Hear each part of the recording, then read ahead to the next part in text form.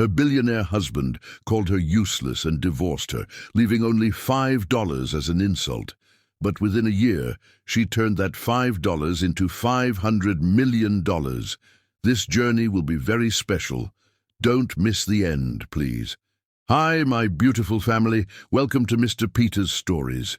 You own Family Channel.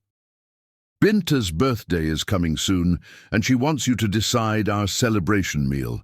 Comment which food we should go out and eat. The one with the most love will be our special dinner that day. May the Almighty bless every woman watching with calm hearts, peaceful homes, and strength that never fades. May your days be soft with love, your nights gentle with rest, and your hearts filled with quiet joy. May no sorrow touch your door, no pain stay long, and no dream remain unfinished. You are the heart of this family. Your kindness, patience, and faith keep everything alive. I see your love, I feel your prayers, and I thank you for being the light that guides this journey. If your heart is true, like the video. If your love is real, write, I am with Mr. Peter. The champagne tasted like poison. Lindsay Lamb stood in the corner of the ballroom, watching her husband accept another award for visionary leadership in fashion. His third this year. The crystal trophy caught the light as he raised it above his head, and the crowd erupted in applause that made her stomach turn. She knew every stitch of the collection that won him this recognition. She had sketched the silhouettes at 3 in the morning when inspiration struck. She had sourced the fabric from that tiny mill in Lyon. She had convinced the buyers at Bergdorf to take a chance on the avant-garde cuts. But according to the gold-embossed program in her hand, the designer was him. Only him. Another triumph for my brilliant husband, the woman beside her cooed. Victoria, wife of one of the board members, you must be so proud. Lindsay smiled the smile she had perfected over 10 years of marriage, the one that hid everything. Of course. Across the room, her husband descended from the stage, and immediately a young woman in a dress that cost more than most people's cars attached herself to his arm. Isabella Rodriguez, the influencer model who had been his muse for the past 6 months. 23 years old, with legs that went on forever, and a laugh that carried across crowded rooms like wind chimes. Lindsay had designed the dress Isabella wore, midnight blue silk with crystal beading that cascaded down one shoulder. It looked better than she had imagined it would. Everything always did.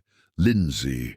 Her husband's voice made her turn. He stood before her now, Isabella still clinging to his arm like ivy on a wall. His name was Richard Pemberton, though he had started life as Ricky Pembroke in a Baltimore row house. She had loved him when he was Ricky, when his clothing company was operating out of a warehouse with a leaking roof and dreams bigger than his bank account. Congratulations, she said softly. The collection is beautiful. Yes, it is. He smiled, but it didn't reach his eyes. It never did anymore. We need to talk. Tomorrow morning, 9 sharp. My lawyer will be there. Something cold slithered down her spine. Your lawyer? Our lawyer, he corrected, though they both knew what he meant. There are papers to sign. Isabella giggled, a sound like shattering glass. Richie, you promised we could dance. He let her pull him away without another word. Lindsay stood frozen, watching them glide across the marble floor. Other guests moved past her like water around a stone. She was invisible. She had always been invisible. That night she didn't sleep. She sat in the bedroom they no longer shared, looking through old photographs on her phone. There she was at 25, holding his hand outside that warehouse, both of them laughing at some joke she could no longer remember. There they were at their wedding, his eyes full of something that might have been love. And there, years later, at the first major fashion show, his arm around her waist, whispering, "We did it, baby. We actually did it." Except somewhere along the way, we became I. The morning came too soon and too slow. Lindsay dressed carefully in a cream suit she had designed but never worn. Simple, elegant, armor. Richard's office overlooked the city, floor-to-ceiling windows that made everyone who entered feel small. His lawyer sat at the conference table, a man named Bernard, with silver hair and a smile that could cut diamonds. And beside Richard, because apparently even this moment needed an audience, sat Isabella. She was scrolling through her phone, bored already. "Lindsay, please sit." Richard gestured to the chair across from him, as if she were a job applicant. She sat. Bernard slid a stack of papers across the glossy table. "The prenuptial agreement you signed is quite clear. In the event of dissolution of marriage, you receive no stake in the company, no claim to intellectual property created during the marriage, and a one-time settlement of $50,000. $50,000 for 10 years, for saving his business, for every design, every late night, every connection she had made, every trend she had predicted, every disaster she had fixed. That's less than one dress costs in your current collection," Lindsay said quietly. "The prenup is legally binding." Bernard's voice was smooth as silk and just as cold. "I'm not fighting it," she said. "I'll sign." Richard leaned back in his chair, surprise flickering across his face. Just like that. Just like that. She should have screamed. She should have thrown the papers in his face. She should have demanded what she was owed. But something deeper and darker was taking root in her chest, something that knew screaming would give him satisfaction. Silence was sharper than any knife. Lindsay signed every page without reading them. Her hand didn't shake.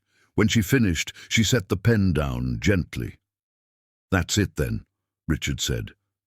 He opened his wallet, and Lindsay watched him pull out a $5 bill. He placed it on top of the contracts, the old paper crisp against the fresh ink of her signature. "This is all you're worth, Lindsay. You were just a supportive wife. I built this empire. These designs, this vision, this brand, it was all me. You were just there, standing behind me, looking pretty at parties." Isabella laughed. Actually laughed. "Oh my God, Richie, you're savage." Something inside Lindsay shattered, but her face remained perfectly still. She reached across the table and picked up the $5 bill. She held it up to the light, examining it as if it were a rare diamond. "All I'm worth," she repeated softly. "All you're worth," he confirmed. Then he leaned forward, his voice dropping to a whisper meant only for her. "You think I didn't notice? The way the manufacturers always asked for you, the way the buyers wanted your opinion, the way my own partners looked at you like you had all the answers. But you were too weak to take credit, too mousy to demand recognition. You let me be the face because you were afraid of the spotlight. That's why you'll never be anything more than what you are right now." "Nothing!" The words landed like blows, each one designed to break her, and maybe once they would have. But as she folded that $5 bill and slipped it into her purse, Lindsay felt something shift inside her. It wasn't hope. It was something darker and infinitely more dangerous. Rage. Pure, crystalline, focused rage. She stood slowly, gathering her purse. "You're right, Richard. I was afraid. I let you take credit because I loved you, because I thought we were building something together, because I was a fool." She walked toward the door, her heels clicking against the hardwood floor. Her hand touched the handle and she paused. Without turning around, she spoke one last time. "But fools can learn, and queens who've been sleeping can wake up." She pulled open the door and walked out, leaving Richard staring after her, confusion creasing his forehead. Isabella was already back on her phone, the moment forgotten, but Lindsay would never forget. As the elevator descended, taking her away from the office that should have been partly hers, away from the life she had built and watched him claim, Lindsay pulled out her phone. Her best friend Zara answered on the first ring. "How bad is it?" "Worse than we thought," Lindsay said, her voice steady despite the storm raging inside her. "I need a place to stay. And Zara, I need you to teach me everything you know about flipping vintage fashion." "Vintage fashion? Lynn, what are you—" "He gave me $5, Lindsay interrupted. "Said that's all I'm worth, so I'm going to prove him wrong. I'm going to take his $5 and turn it into his worst nightmare." The elevator doors opened, spilling her into the lobby. Outside, the city glittered with possibility and promise. Somewhere out there was her future. Somewhere out there was her revenge. She stepped into the sunlight, that $5 bill burning a hole in her purse, and smiled for the first time in months. Let the games begin. Chapter 2. The Hustle. Zara's apartment smelled like lavender and ambition. It was smaller than the master bathroom in the penthouse Lindsay had just left, but it felt more like home than anywhere she had lived in years. Fashion. Magazines were scattered across every surface, tear sheets pinned to the walls alongside Polaroids from shoots. Zara herself was sprawled on the couch in an oversized sweater, her dark hair piled on top of her head, scrolling through vintage fashion listings on her phone.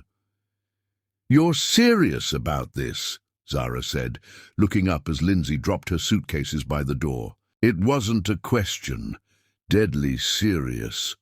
Lindsay sat down beside her, pulling out the $5 bill and smoothing it on the coffee table between them. "He thinks this is nothing. I'm going to make it everything." Zara studied her best friend's face. They had met 7 years ago at a Fashion Week after-party, two black women in an industry that didn't always make space for them. Zara had been trying to break into modeling, and Lindsay had been the invisible wife standing in corners. They had recognized something in each other, some shared hunger for more. "All right," Zara said slowly. "So what's the plan? $5 doesn't go far." "It goes far enough," Lindsay said. "I'm going to do what I do best. Find undervalued fashion, transform it, and sell it for what it's actually worth. I've been doing it in my head for 10 years, fixing Richard's disasters, seeing potential where no one else could. Now I'm doing it for myself." "You want to flip vintage clothes?" Zara asked, intrigued. "Not just flip them. Redesign them. There are thrift stores all over this city selling incredible pieces for nothing because people don't know how to see them. I take $5, buy something with good bones, use scraps and my skills to transform it, then sell it online. One piece becomes 2 pieces becomes 4. I build capital one garment at a time." Zara's eyes lit up. "That's actually brilliant. And I can model the pieces for the listings. Make them look high-end." "Exactly. We make this look professional, exclusive, like people are getting access to something special." "Because they are. They're getting my vision, my skill, my 10 years of expertise. They just don't know it yet." The next morning, Lindsay walked into a thrift store in Brooklyn with her $5 bill clutched in her hand. The place smelled like mothballs and forgotten dreams. Racks overflowed with discarded clothing, most of it worthless. But Lindsay had an eye that had been trained by a decade of sourcing for a luxury brand. She found it in the back corner, a vintage blazer, probably from the 80s, with incredible structure and beautiful fabric. It was 2 sizes too big and had shoulder pads that belonged in a different era, but the bones were perfect. The price tag said $4. Lindsay bought it, spent her last dollar on thread from a discount bin, and took her prize back to Zara's apartment like a hunter returning with a kill. "You spent your entire $5 on that?" Zara asked dubiously, looking at the oversized blazer. "Trust me," Lindsay said and set to work. For 2 days, Lindsay deconstructed and reconstructed. She removed the shoulder pads, took in the sides, shortened the length, added strategic cuts and details using scraps of fabric Zara had from old modeling shoots. When she finished, the blazer was transformed. Sleek, modern editorial, something that could walk down a runway. Zara modeled it against a white wall in perfect natural light. Lindsay shot the photos on her phone, edited them to look professional. She wrote copy that told a story. Upcycled vintage blazer, one of a kind, sustainable luxury. For the woman who refuses to wear what everyone else is wearing. She listed it for $200. "No one's going to pay that," Zara said. "Someone will," Lindsay replied with certainty. "It sold in 6 hours. "Oh my God," Zara breathed, staring at the notification. "Lynn, you did it." But Lindsay was already planning the next move. She took that $200 and split it. Half went into savings, untouchable, the foundation of her future. The other half went back into inventory. This time, she could buy better pieces, more materials, build faster. Over the next 3 weeks, Lindsay became a machine. She haunted thrift stores and estate sales, seeing potential in forgotten garments. A vintage dress became a modern two-piece set. An old coat became a cropped jacket and matching skirt. She worked 20-hour days, her fingers raw from sewing, her eyes burning from focus. But not everything succeeded. 2 weeks in, disaster struck. She had invested $300 in a vintage Chanel jacket from an estate sale, planning to transform it into the centerpiece of her collection. While steaming it, she left it unattended for 30 seconds. The fabric scorched. The piece was ruined. $300 gone. Lindsay sat on the floor of Zara's apartment, holding the burned jacket, and cried. Not delicate tears, but ugly, desperate sobs. What if she was fooling herself? What if Richard was right and she really was nothing? Now get up, Zara said, not gently. You made a mistake. You're not a mistake. There's a difference. Now get up and make the next piece better. Lindsay got up. She learned to be more careful, more focused. The failure became fuel. Zara modeled everything, and her social media following gave them credibility. People started requesting custom pieces. Word spread through fashion circles. Each sale built on the last. The woman who had apologized for existing was gone, replaced by someone who moved through the world with purpose and precision. Where are you going? Zara asked one evening as Lindsay gathered her notebook and fabric swatches. Estate sale in Manhattan. The listing shows vintage designer pieces. If I can get there early, before the resellers, I can find something extraordinary. Lynn, you haven't slept in 2 days. Maybe you should slow down. Lindsay paused at the door, her hand on the knob. When she turned back, her smile was sharp as broken glass. Richard is out there right now, celebrating his divorce. Probably planning his wedding to Isabella, living in the penthouse I decorated, running the company I built. He thinks I'm crawling into a hole somewhere, broken and forgotten.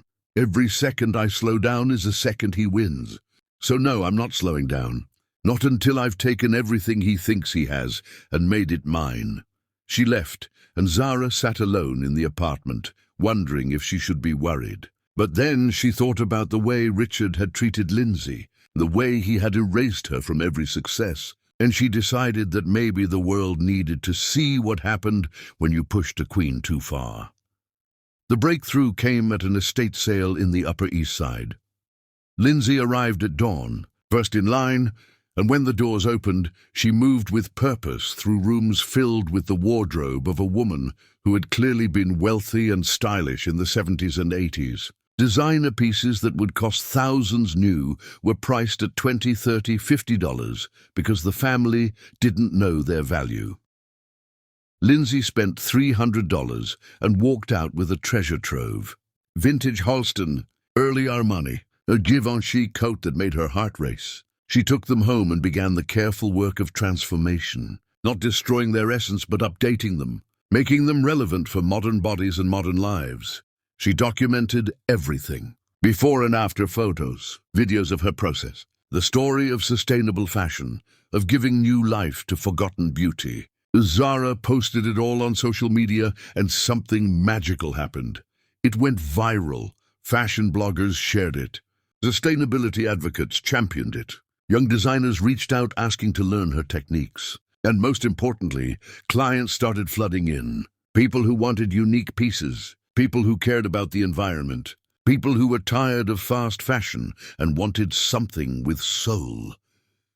3 weeks after Richard had thrown that $5 bill at her, a celebrity stylist contacted Lindsay. She was dressing a major actress for a premiere and had seen Lindsay's work online. Could Lindsay create something custom? Budget was no issue. Lindsay created a gown from vintage silk she'd found, transformed with her vision into something that looked like it belonged on a red carpet, but carried a story of sustainability and renewal. The actress wore it. The photos went viral. Entertainment magazines called it the dress of the season, and everyone wanted to know who had created it. When Lindsay revealed it was upcycled vintage, transformed by her hands from a $5 beginning, the fashion world lost its mind. This wasn't just design. This was revolution. This was proof that you didn't need massive resources to create beauty, just vision and skill and refusal to accept limitations. Orders poured in faster than Lindsay could fulfill them. She hired 2 seamstresses, women she knew from Richard's company who had been treated poorly and were hungry for something better. She rented a small studio space. She started sourcing larger collections of vintage pieces and creating cohesive, limited edition lines. 4 months after that $5 bill, Lindsay sat in her studio looking at an offer that seemed impossible. A prestigious, sustainable fashion boutique wanted to carry her collection exclusively. They were offering $750,000 for the rights to her next line and a partnership moving forward. Zara found her sitting there, staring at the contract, tears streaming down her face. "What's wrong?" Zara asked, panicked. Lindsay looked up and her tears turned to laughter. "Nothing's wrong. Everything's right. Zara, we did it. I turned $5 into $750,000. She pulled out that original $5 bill, now worn from being carried everywhere, and held it up to the light. "Phase 1, complete," she said softly. "Now comes the fun part. What's phase 2? Zara asked, though she already knew. Lindsay's smile could have cut steel. "Revenge. Real, devastating, complete revenge. I'm going to destroy his company, his reputation, his world. And I'm going to make sure he knows exactly who's doing it." That night, they made lists and plans and strategies. The apartment filled with energy, with possibility, with the promise of battles to come. And when Lindsay finally fell asleep just before dawn, she dreamed of runways and revenge, of designs that would shake the industry, of the look on Richard's face when he realized what he had lost. The Queen was rising, and she was going to make damn sure everyone watched her coronation. Chapter 3. The announcement that shook the industry. The television studio was colder than Lindsay expected. She sat in the green room, watching herself in the mirror as a makeup artist worked on her face. The woman kept chattering about the weather, about traffic, about nothing that mattered. Lindsay nodded at appropriate intervals, but her mind was elsewhere, running through what she was about to do. "You're going to be amazing," Zara said from the couch, scrolling through her phone. She had pulled strings to get Lindsay this interview, calling in every favor she had accumulated in the modeling world. The show was prime time, focused on fashion and culture, watched by everyone who mattered in the industry. "Just remember to breathe." "I'm not nervous," Lindsay said, and realized it was true. A month ago, the thought of being on camera would have terrified her. But the woman who had been afraid of attention was dead. She had died in Richard's office, buried under a $5 bill. The producer stuck her head in. "5 minutes, Miss Lamb." Miss Lamb, not Mrs. Pemberton. Lindsay had reclaimed her maiden name the day the divorce was finalized. It felt like taking off shackles. She stood, smoothing down the dress she wore. She had designed it herself, the first piece she had created since leaving Richard. Emerald silk that hugged her body like water, cut to perfection. No logo, no label, just pure artistry. In her clutch was that $5 bill, carefully preserved in a clear sleeve. "Knock them dead," Zara whispered. The studio lights were blinding. Lindsay walked onto the set, her heels clicking against the polished floor, and took her seat across from the host. Simone Baptiste was a legend in fashion journalism, known for asking questions that made guests squirm. She looked at Lindsay with undisguised curiosity. "Welcome to the Fashion Hour," Simone said, as the cameras went live. "Tonight we have a very special guest. Lindsay Lamb, formerly Lindsay Pemberton, has been a mystery in our industry for years. The woman behind one of the most successful luxury brands, yet never in the spotlight. Until now. Lindsay, thank you for being here." "Thank you for having me," Lindsay said, her voice steady and strong. "Let's address what everyone's wondering. You were married to Richard Pemberton for 10 years. His company went from near bankruptcy to a luxury empire. Then suddenly you're divorced. What happened?" Lindsay had rehearsed this moment 1,000 times in her head. But now that it was here, she found she didn't need a script. The truth was sharp enough. What happened is I woke up, she said simply. I spent a decade building something beautiful, pouring everything I had into designs, into connections, into vision. And I did it in the shadows because I thought that's what love looked like. Support without recognition, sacrifice without acknowledgement. I was wrong. Simone leaned forward. Are you saying the designs that made Pemberton Luxury famous were yours? I'm saying that success is never singular.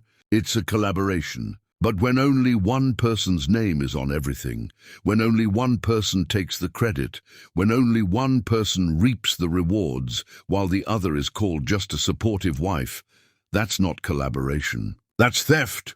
The words hung in the air like smoke. Lindsay could imagine Richard somewhere watching this, choking on his expensive whiskey. Strong words, Simone said. Your ex-husband might disagree. My ex-husband threw a $5 bill at me during our divorce, Lindsay said, pulling it out of her clutch and holding it up to the camera. The plastic sleeve caught the light. He said, this is all I'm worth. That I was just a wife standing behind him, adding nothing of value. That he built his empire alone. Simone's eyes widened. He said that to you? In front of his lawyers and his new fiancée, who happens to be wearing one of my designs in all her Instagram photos without knowing it. Lindsay smiled, and it was razor sharp. But here's what my ex-husband forgot. He didn't hand $5 to a victim. He handed it to a queen. And queens don't stay down. What are you going to do with that $5? This was it. The moment everything changed. I already did something with it, Lindsay said. I took this insult and turned it into capital. And now I'm announcing my new brand, Phoenix Rising. Ultra-luxury sustainable fashion with blockchain authentication. Every piece will be one of a kind, verified, impossible to counterfeit. And every design will bear my signature aesthetic. She paused, letting that sink in. Anyone in the industry would recognize what she meant. Her aesthetic. The one that had made Pemberton Luxury famous. We'd launch in 3 months, Lindsay continued. And I'm not hiding anymore. I'm not standing in the shadows, letting someone else take credit for my vision. This time, the world will know exactly who created what they're wearing. Simone was practically vibrating with excitement. This was the kind of interview that made careers. Where will you show? Paris Fashion Week. The same week Pemberton Luxury shows their spring collection. The audacity of it rippled through the studio. You could hear the collective intake of breath from the crew. That's a direct challenge, Simone said. That's a reckoning, Lindsay corrected. My ex-husband said I was nothing without him. I'm about to prove that he was everything because of me. And when his collection walks down that runway showing safe, derivative designs that his current team created without my input, and mine walks down showing the innovation and artistry that built his reputation, everyone will know the truth. But starting a luxury brand requires tremendous resources. How are you funding this? Lindsay held up the $5 bill again. I started with this, through intelligence, strategy, and refusing to accept that my worth is determined by someone who couldn't see my value. I turned this into something substantial. I have investors now who believe in vision over ego. People who understand that the fashion industry is ready for disruption, for authenticity, for something real. Can you tell us who these investors are? Not yet, but they're not just investors. They're partners. Real partners, not people who will take credit for my work. This time I own my name, my designs, my future. Simone smiled. I think you just changed the conversation in fashion. Before we wrap, is there anything you want to say to your ex-husband? Lindsay looked directly into the camera, knowing Richard would see this, knowing it would kill him. Thank you, she said softly. Thank you for underestimating me. Thank you for humiliating me. Thank you for that $5 bill. Because you broke me down so completely that I had no choice but to rebuild myself into something you could never destroy. You didn't lose a supportive wife, Richard. You lost the person who made you relevant. And you're about to learn that lesson in the most public way possible. The interview ended. The cameras cut, and Simone stood up, extending her hand. That was extraordinary. You're going to be everywhere tomorrow. She was right. By midnight, clips of the interview were viral. Fashion blogs exploded. Social media lit up like wildfire. The hashtag Phoenix Rising was trending worldwide. And more importantly, Lindsay's phone began to ring. The first call came from a manufacturer in Italy. Giovanni, who had supplied Pemberton Luxury with their finest fabrics for 8 years. "Lindsay, is that really you?" His accent was thick with emotion. "I watched the interview 3 times. I always knew it was you. The way you touched the fabrics when you visited. The way you understood the weave and the weight. Richard never cared about these things. It was always you." "Giovanni," Lindsay said, her voice catching. "I remember. You taught me about the silk from Como, and you taught me to take risks with unusual blends. Lindsay, I want to work with you. With Phoenix Rising. Whatever you need, I will provide. Better terms than I ever gave Richard." The second call was from Tokyo, Hiroshi, who ran the manufacturing facility that produced Pemberton Luxury's structured pieces. "Miss Lamb, I apologize for not reaching out sooner. When I heard about the divorce, I wanted to contact you, but I did not know if it was appropriate. Your interview, it reminded me why I loved working with your company in the beginning. You understood craftsmanship. You respected our techniques. Mr. Pemberton, he only cares about profit margins now." "Are you saying you want to work with Phoenix Rising?" Lindsay asked, barely daring to hope. "I'm saying my facility is yours if you want it. We can do things Richard would never approve. True innovation. True artistry." The calls kept coming. Suppliers Richard had relied on for years, all of them reaching out to the woman they had always known was the real genius. And with each call, Lindsay felt pieces of Richard's empire beginning to crack. But the most important call came at 2 in the morning. Zara was asleep on the couch, and Lindsay was still riding the adrenaline high when her phone lit up with an unknown number. "Miss Lamb?" The voice was cultured, confident, American but with an international polish. "My name is Charlie Dean. I hope you'll forgive the late hour, but I just finished watching your interview for the 3rd time, and I couldn't wait until morning to reach out." "Who are you?" Lindsay asked, though something in her chest was already beating faster. "Someone who's been watching the fashion industry destroy itself with vanity and short-sightedness for 20 years. I built my career in ethical luxury goods, and your interview reminded me why I fell in love with this work in the first place." "That $5 bill moment? That was fire. What do you want, Mr. Dean?" "Charlie, please. And I want to talk. I fly into New York tomorrow. Have dinner with me. Let me hear your vision for Phoenix Rising directly from you. If nothing else, you'll get a good meal and a conversation with someone who understands what you're trying to build." "Why would you want to meet me?" Lindsay asked, suspicion threading through her voice. She had learned not to trust powerful men bearing gifts. "Because I'm tired of watching mediocre men take credit for brilliant women's work," Charlie said. "And because your interview reminded me why I fell in love with fashion in the first place. It's not about the clothes. It's about the vision behind them. The story they tell. The revolution they spark. You're not just launching a brand, Miss Lamb. You're declaring war on an industry that's forgotten what matters. I want to hear more." Something in his voice made her pause. Not the words, but the way he said them. Like he was genuinely curious, not trying to sell her something. "Where and when?" she asked. "I'll text you the details. And Miss Lamb, that was one hell of an interview. Richard Pemberton has no idea what's coming for him." He hung up, and Lindsay sat in the dark apartment, that $5 bill still in her hand, and felt the future opening up before her like a runway.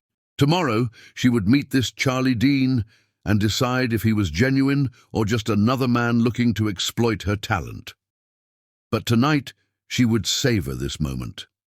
The moment when she had stopped being invisible and started being inevitable. Her phone buzzed with a text from an unknown number, just an address and a time. And then, "Wear something that makes you feel powerful, not for me, for you." Lindsay smiled and looked over at Zara, who had woken up and was watching her with knowing eyes. "Who was that?" Zara asked. Either my next partner or my next mistake, Lindsay said. But I'm done playing it safe, so I guess we'll find out tomorrow. Chapter 4. The Exodus.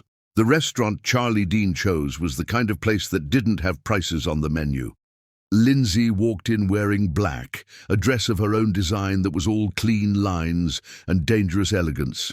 She had pulled her hair back severely, showing off cheekbones that could cut glass. The hostess recognized her immediately, eyes widening in that way people's eyes had been widening all day. The interview had detonated across the fashion world. Her phone hadn't stopped ringing. 3 major fashion publications wanted profiles. 2 talk shows wanted interviews. And Richard had released a statement through his publicist calling her claims desperate fiction from a bitter ex-wife. She hadn't responded. She didn't need to. The truth would prove itself soon enough. Charlie Dean stood when he saw her, and for a moment, Lindsay forgot how to breathe. He was tall, with dark skin and silver threading through his close-cropped hair. Maybe 45, maybe 50. It was impossible to tell. He wore a suit that was clearly bespoke, but what struck her wasn't his appearance. It was the way he looked at her. Not at her body, not at her face, but at her eyes. Like he was trying to see who she really was. "Lindsay Lamb," he said, extending his hand. "Thank you for taking a chance on a late-night phone call from a stranger." His handshake was firm, confident, brief, not trying to impress or dominate, just acknowledging her presence as an equal. "Your message said to wear something that makes me feel powerful," Lindsay said as they sat. "That's either very insightful or a good line you use on everyone." Charlie laughed, genuine and warm. "Guilty of using it before, but I've never meant it more than I do right now. That dress is extraordinary. Your design? Everything I wear is my design now. I'm done advertising for companies that don't deserve me." "Good. You should be." He signaled the waiter, ordered wine without asking her preference, then caught himself. "I'm sorry, that was presumptuous. Do you prefer—" "The wine is fine," Lindsay interrupted, "but I appreciate you catching yourself. Most men don't." "Most men are idiots," Charlie said bluntly. "Present company previously included, but I'm trying to learn." The wine came, rich and red and probably worth more than the average person's car payment. Charlie raised his glass. "To queens who refuse to stay down," he said. They drank, and Lindsay felt the warmth spread through her chest. It wasn't just the wine. It was the way he had said queens, like it was simply a fact. "Tell me about Phoenix Rising," Charlie said. "Not the pitch, not what you told Simone Baptiste. Tell me what you actually want to build." Lindsay set down her glass. She had prepared a speech, a carefully crafted vision statement designed to attract investors. But something in Charlie's eyes made her throw it away and tell the truth instead. "I want to build something that matters," she said quietly. "Richard's company is all surface. Beautiful clothes that mean nothing, cost too much, and destroy the environment in their creation. He chases trends instead of setting them. He values profit over artistry. I want to do the opposite. I want to create pieces that last, that mean something, that are made ethically and authenticated through technology so no one can ever steal them or fake them. I want to prove that fashion can be revolutionary and responsible at the same time." Charlie listened without interrupting, his attention complete and focused in a way that made her feel like she was the only person in the world. "And the revenge?" he asked when she finished. "Is that part of the vision or separate from it?" "Honest question deserves an honest answer," Lindsay said. "The revenge is fuel. It's what got me out of bed after he destroyed me. It's what kept me awake redesigning vintage pieces for weeks straight. But it's not the end game. The end game is building something so good, so undeniable, that his company becomes a footnote in fashion history, the place Phoenix Rising emerged from." "That's what I hoped you'd say." Charlie leaned back in his chair, studying her. I've built 3 companies from the ground up, sold 2 of them for enough money that I never have to work again. Kept the 3rd because I loved it too much to let go. And the thing I've learned is that revenge makes a great match, but purpose builds empires. You have both. What's your 3rd company? Lindsay asked. Sustainable luxury goods, everything from furniture to accessories, all made from reclaimed or ethical materials, all designed to last generations. We're in 40 countries, valued somewhere, around 2 billion, though honestly I stopped paying attention to the numbers years ago. What matters is we're proving you don't have to destroy the planet to make beautiful things. Lindsay felt her pulse quicken. That's exactly what I want to do with fashion. I know. That's why I called you at 2 in the morning instead of waiting like a normal person. He pulled out his phone, scrolled through something, then turned it to face her. These are my manufacturing facilities, 14 locations across Europe, Asia, and South America.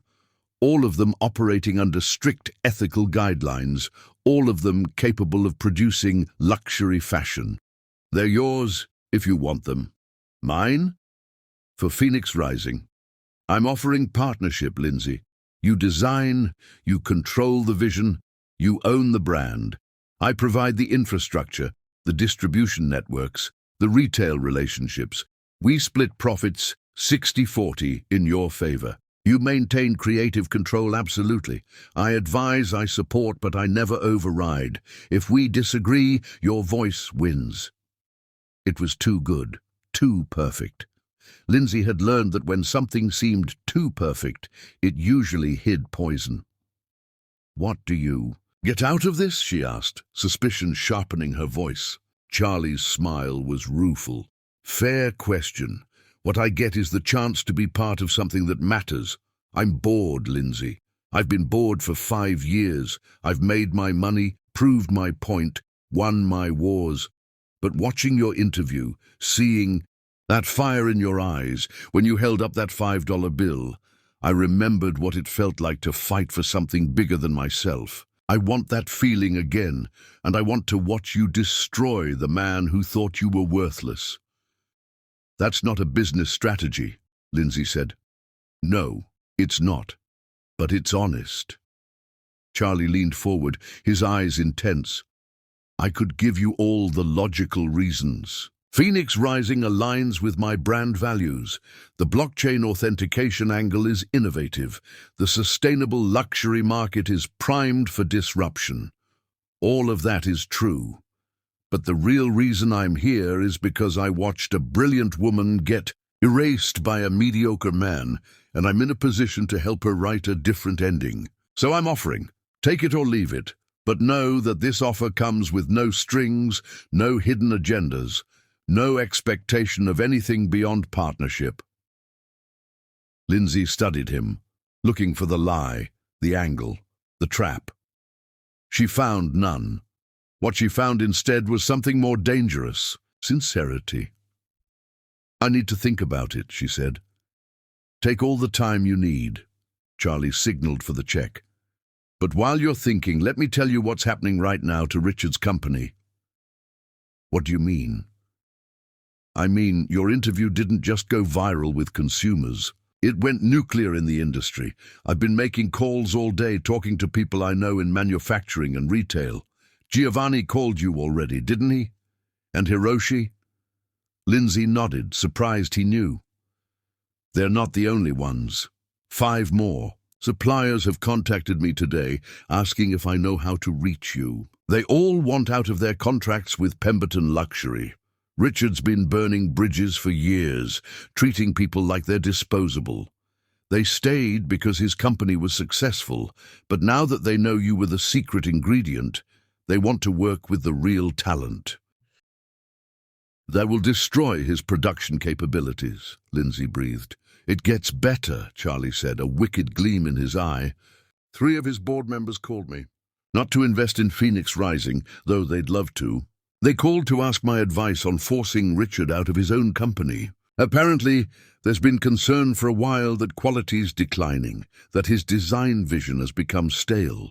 Your interview gave them the explanation they needed. They're preparing a vote of no confidence. Lindsay sat back, stunned. She had hoped to hurt Richard's reputation, maybe steal some of his suppliers. But this was total collapse. How do you know all this? She asked. Because I've been in this world for 20 years, and I've built relationships based on respect, not fear.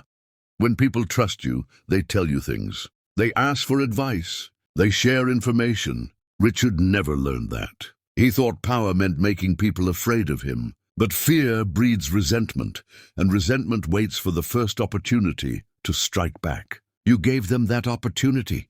Their food arrived, but Lindsay barely tasted it. Her mind was racing, calculating possibilities, seeing the path forward with sudden clarity. If his board forces him out, she said slowly, the company collapses. Not necessarily. They could bring in new leadership, rebrand, try to salvage what's left. But without Richard, and without you, Pemberton Luxury is just another overpriced clothing company with no soul. They'll limp along for a while, then get bought by some conglomerate and turned into mall brand. Either way, Richard's legacy dies. But that's not enough, Lindsay said, the words surprising her as she spoke them. I don't want his company to just fade away. I want it to die, knowing it could never be what Phoenix Rising becomes. I want him to watch me succeed so completely that his name becomes synonymous with failure, with arrogance, with the cost of underestimating the woman who made you everything. Charlie's smile was slow and approving. Now you're thinking like a queen. So here's what I propose. We don't just take his suppliers. We don't just take his manufacturers. We take his vision for Paris Fashion Week and we make it ours. We show the world what those designs were supposed to be when you were still creating them. We launch Phoenix Rising as the company Pemberton Luxury could have been if Richard had been smart enough to make you a true partner. That's war, Lindsay whispered. That's justice, Charlie corrected. And I'm offering you the army to win it. Lindsay looked at the man across from her, this stranger who had appeared in her life at exactly the right moment with exactly the right resources. Part of her still waited for the catch, the moment when his true motives would reveal themselves as selfish or controlling. But another part, the part that had woken up when Richard threw that $5 bill, the part that had turned $5 into a revolution, that part recognized something in Charlie Dean. An ally, maybe more. All right, she said finally. Let's be partners.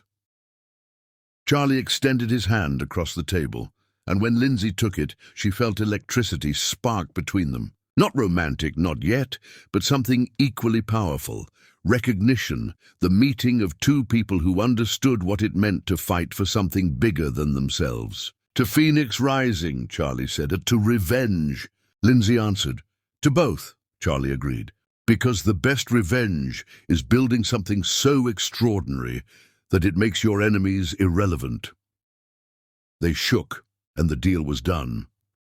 No lawyers, no contracts, just two people who saw in each other the possibility of revolution.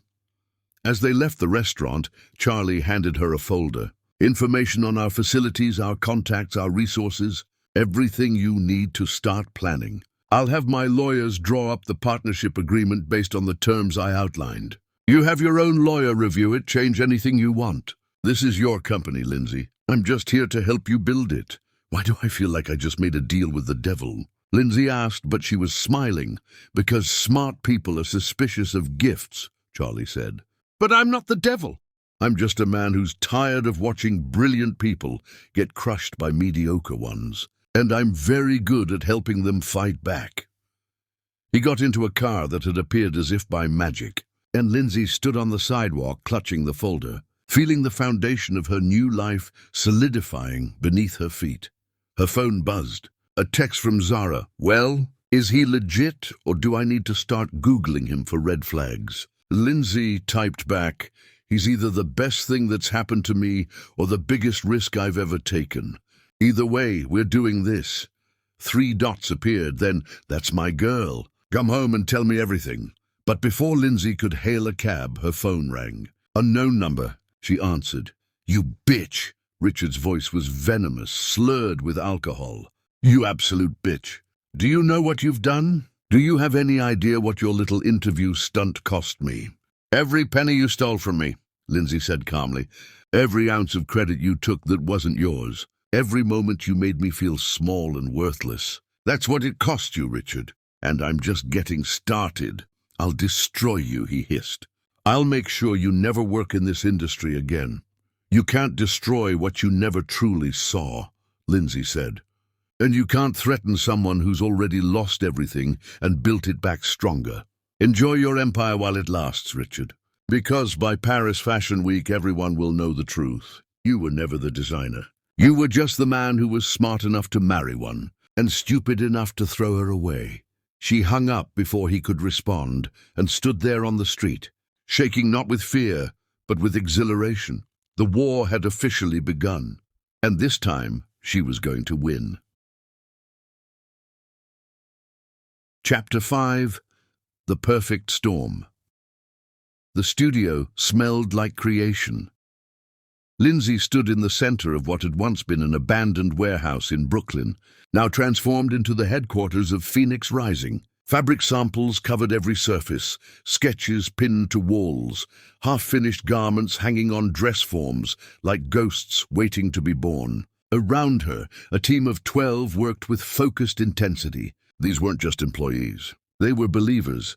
Charlie had helped her find them. The pattern maker, who had been fired from Pemberton Luxury for suggesting more sustainable practices. The seamstress who had quit after Richard screamed at her for a minor imperfection. The fabric specialist, who had been passed over for promotion 7 times because she was a woman. Each one had a story. Each one had been wounded by the industry's casual cruelty. And each one had come to Phoenix Rising, hungry for revolution.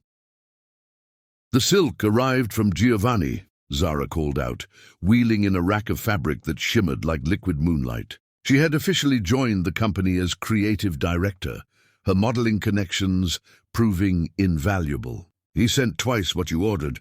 Says it's a gift. His way of apologizing for staying silent all those years." Lindsay ran her fingers across the silk, feeling its weight and texture.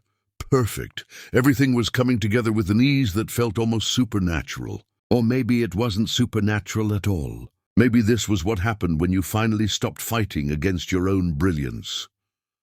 Her phone buzzed. A message from Charlie. "How's the collection coming? Need anything?" She smiled.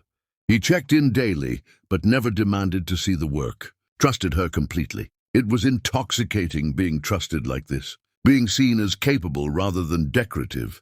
"It's perfect," she typed back.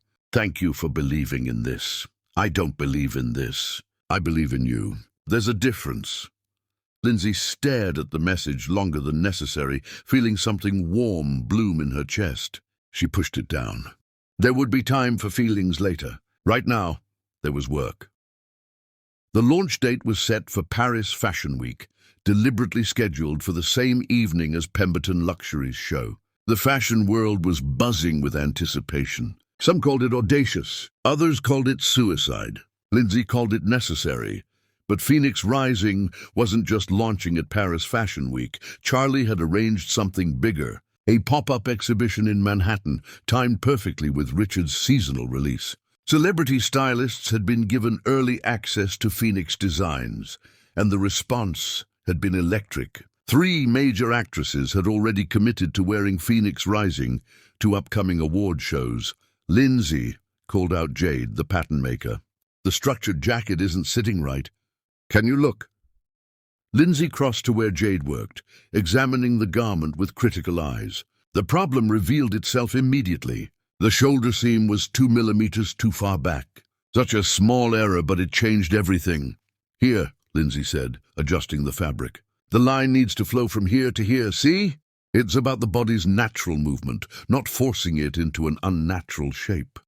Jade nodded, understanding, lighting her face. "That's what was missing at Pemberton. We were always forcing shapes. This feels like the fabric wants to do this." "Because it does," Lindsay said. "Good design works with materials, not against them." Richard never understood that. He wanted to dominate everything, even silk. Her phone rang. Unknown number, but she answered anyway. Too much was happening to screen calls. Lindsay Lamb. The voice was crisp, professional, female. My name is Diane Thornhill. I'm the retail director for Maison Beaumont. Lindsay's breath caught. Maison Beaumont was one of the most prestigious luxury retailers in the world. Their flagship stores in Paris, Milan, Tokyo, and New York were temples of high fashion. I'm listening, Lindsay said carefully. I saw your interview. I've been following Phoenix Rising's development through industry channels. I want to carry your collection exclusively for the first season. Every major city, prime placement, full marketing support. I'm prepared to make a substantial initial order. Why? Lindsay asked. You carry Pemberton Luxury. This puts you in direct competition with one of your existing brands. Diane laughed, sharp and knowing. Let me be frank. We've been trying to drop Pemberton Luxury for 2 years. Quality has declined, designs are stale, and Richard is impossible to work with. But we needed a replacement first, something that could fill that space in our luxury contemporary section. Phoenix Rising is that replacement. Sustainable, innovative, and with a story that customers will connect with emotionally. That $5 bill, genius. People love a comeback story. I'm not a comeback story, Lindsay said quietly. I'm a reckoning. Even better, Diane replied. So do we have a deal? Send me the contract. I'll have my lawyer review it. Already in your email. And Lindsay, we're dropping Pemberton Luxury announcement goes live tomorrow. Thought you'd like to know. The call ended and Lindsay stood frozen, phone still pressed to her ear. Maison Beaumont was dropping Richard. His products would be pulled from some of the most influential stores in the world. The implications were devastating. Good news? Zara asked, noticing Lindsay's expression. We just won, Lindsay said softly. I mean, we haven't shown the collection yet. We haven't even launched. But we just won. She explained about Maison Beaumont, and the studio erupted in celebration. Champagne appeared from somewhere. Someone turned on music. For a moment the work stopped and they just existed in the joy of victory. But Lindsay's phone was ringing again, and again, and again. More retailers wanted in. Boutiques she had only dreamed of approaching were calling her. Department stores, specialty shops, online platforms. Everyone wanted Phoenix Rising, and with each conversation she heard the same subtext. They were done with Richard Pemberton. By evening, Phoenix Rising had commitments from 23 major retailers across 12 countries. The collection hadn't even debuted yet, and they had already secured more distribution than most brands achieved in 5 years.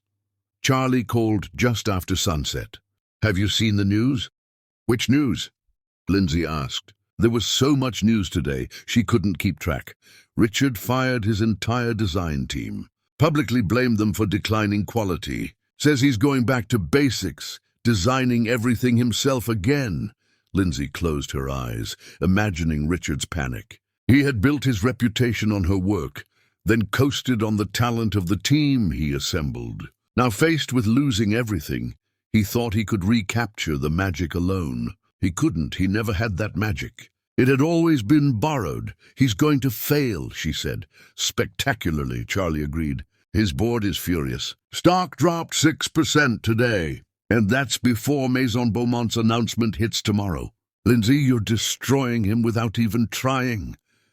I'm not trying to destroy him, Lindsay said, surprising herself with the truth of it. I'm trying to build something beautiful. If he gets destroyed in the process, that's just consequence. That's even better, Charlie said, his voice warm with approval. Revenge, motivated by creation rather than destruction. That's how you know you've already won. They talked for another hour, Charlie updating her on production timelines and shipping logistics while Lindsay shared details about the collection. Their conversations had become the highlight of her days. He listened in a way Richard never had, asked questions that showed he understood not just fashion, but her vision for it. I should let you get back to work, Charlie said finally. But Lindsay, I'm proud of you. I know that's presumptuous. We've only been partners for a short time, but I am. You took an insult and turned it into an empire. That's extraordinary. After they hung up, Lindsay stood at the window, looking out at the city lights. Somewhere out there, Richard was panicking. Isabella was probably scrolling through social media, oblivious to the collapse happening around her. His board was plotting. His retailers were abandoning him. Everything he had built on stolen credit was crumbling, and Lindsay felt nothing. No satisfaction, no triumph, not even anger, just clarity. She had spent so many years defining herself in relation to Richard. His wife, his supporter, his victim. Even her revenge had been about him. But standing here, surrounded by her team, her designs, her vision made real, she realized something profound. This wasn't about Richard anymore. Maybe it never had been. This was about her finally becoming who she was always meant to be. Lindsay? Jade approached, holding a finished garment. The centerpiece of the collection, an evening gown that incorporated traditional tailoring with sustainable innovation. It's done. Lindsay took the dress, held it up to the light. The silk caught every nuance of shadow and illumination. The structure was flawless, and the details were exquisite. This was what fashion should be. Art that you could wear. Beauty that didn't cost the earth everything. It's perfect, she whispered. No, Jade said, smiling. You're perfect. This is just proof. That night, as her team finally went home and the studio fell quiet, Lindsay pulled out that $5 bill. She looked at it, really looked at it, this scrap of paper that had changed everything. Richard thought he had insulted her. He thought he had defined her worth. But all he had done was give her fuel, and she had burned so bright with it that she had lit up the entire industry. Paris Fashion Week was 3 weeks away. The Phoenix Rising collection was nearly complete, and Richard Pemberton's empire was already ashes. The perfect storm wasn't coming. It was already here. Chapter 6. The Proposal Rejected. The rooftop garden was Charlie's idea. He had texted Lindsay after another brutal 18-hour workday. You need air that doesn't smell like fabric. Roof of my building, bring nothing but yourself. She almost said no. There was too much work. Paris was 2 weeks away. Every minute counted, but something in the invitation made her hesitate. Not the words, but what lived beneath them, an offering of peace in the middle of war. So she went. Charlie's building was in Manhattan, one of those converted industrial spaces that managed to be both luxurious and understated. The rooftop garden was unexpected, not manicured and sterile, but wild and alive. Vegetables grew in raised beds, flowers spilled over their containers, and string lights hung overhead like captured stars. Charlie stood by a table set for two, wearing jeans and a simple shirt. It was the first time Lindsay had seen him out of a suit. He looked younger, more relaxed, more real. This is unexpected, Lindsay said, taking in the garden. I needed something living, Charlie explained. After years of building companies, managing investments, making everything transactional, I needed dirt under my fingernails and things that grew because they wanted to, not because I paid them to. He pulled out her chair, and they sat. The food was simple. Fresh vegetables from the garden, bread from a bakery downstairs, wine that tasted like summer. But the simplicity was its own luxury. You've been working yourself to death, Charlie said. Zara told me you slept at the studio 3 nights this week. Zara needs to mind her business, Lindsay replied, but there was no heat in it. She's worried. I'm worried. Don't be. I'm fine. Charlie leaned back, studying her in that way he had, like he could see past her defenses to the truth beneath. You're exceptional. But even exceptional people need rest. I'll rest after Paris. And then what? After you've conquered Paris, what's the next thing you'll tell yourself you need to accomplish before you're allowed to breathe? The question landed harder than Lindsay expected. She set down her wineglass carefully. Is there a point to this conversation? Yes, Charlie said simply. The point is, I'm watching someone I care about burn herself out in the name of revenge that she's already achieved. You won, Lindsay. Richard's company is collapsing. You've got retail commitments that most brands would kill for. Your collection is extraordinary. You've already proven everything you set out to prove. So why are you still running like something's chasing you? Because stopping means thinking. Lindsay said, the words escaping before she could catch them. And thinking means feeling. And feeling means acknowledging that I wasted 10 years of my life on someone who saw me as disposable. That I let myself become invisible because I thought that's what love required. That I'm terrified this success is temporary, and any second it could all disappear, and I'll be back to being worthless again. The confession hung in the air between them. Lindsay wanted to take it back, stuff it down, pretend she hadn't just revealed the fear that woke her at 3 a.m. But Charlie's expression stopped her. Not pity, understanding. You were never worthless, he said quietly. You were just surrounded by people who couldn't see your value. That's their failure, not yours. How do you know? Lindsay asked. How do you know I'm not just lucky? That this isn't all just circumstance and timing, and I'll wake up one day and realize I don't actually have any talent? Charlie reached across the table and took her hand. The touch was gentle but grounding. Because I've spent 20 years in this industry. I've seen real talent and I've seen fraud. I've watched brilliant people self-destruct and mediocre people fail upward. And Lindsay, you're not lucky. You're gifted. The collection you've created isn't circumstance. It's genius. The way you understand fabric and form and function. The way you can see what fashion should be, rather than what it is. That's not something you can fake. Lindsay felt tears threatening and blinked them back fiercely. She had cried enough in Richard's office. She wouldn't cry now. Thank you, she whispered. They ate in comfortable silence for a while, the city sounds drifting up from below. Lindsay felt some of the tension leave her shoulders. When was the last time she had just existed without purpose or agenda? When had she last allowed herself to be present in a moment? Tell me about your first company, Lindsay said, wanting to shift focus away from herself. The one you built from nothing, Charlie smiled, recognizing the deflection but allowing it. I was 26 and absolutely certain I knew everything. Started with sustainable furniture made from reclaimed wood. Everyone said it wouldn't work, that people wanted new and shiny, not old and repurposed. I proved them wrong through pure stubbornness and refusing to compromise on vision. Sounds familiar, Lindsay said. We're similar, you and I. Both of us had something to prove. Both of us refused to accept that our worth was determined by other people's limited imagination. He paused, his expression shifting to something more vulnerable. But there's one difference. I learned to let people in. You're still keeping everyone at arm's length. That's not true, Lindsay protested. I have Zara, my team. You have colleagues and a friend, Charlie interrupted gently. But you don't have someone who sees all of you and stays anyway. Someone who knows your fears and your failures and doesn't run. Someone who isn't just there for the victory, but for the vulnerability too.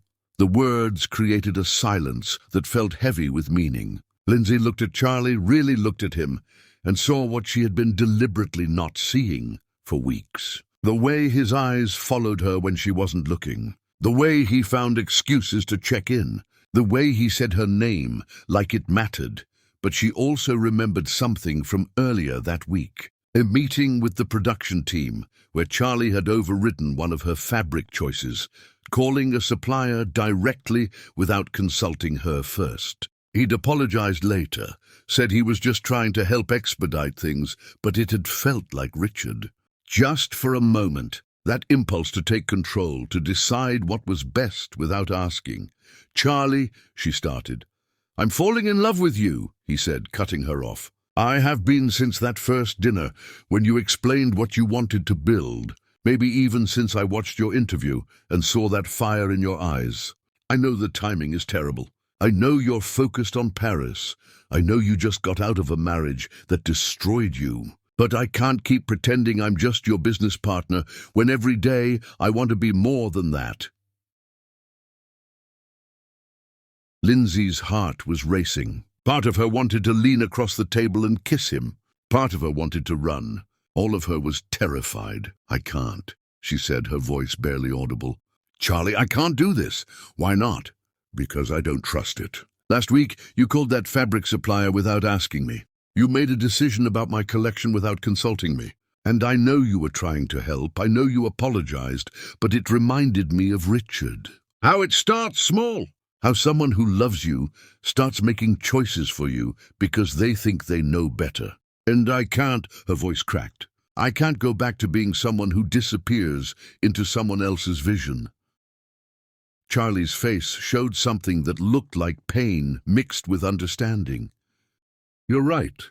I did overstep, and I've done it before in other relationships. I get so focused on solving problems that I forget to ask if my help is wanted. It's why my last relationship ended. She said I was suffocating her with competence. He met Lindsay's eyes. But I'm trying to learn. That's why I apologized.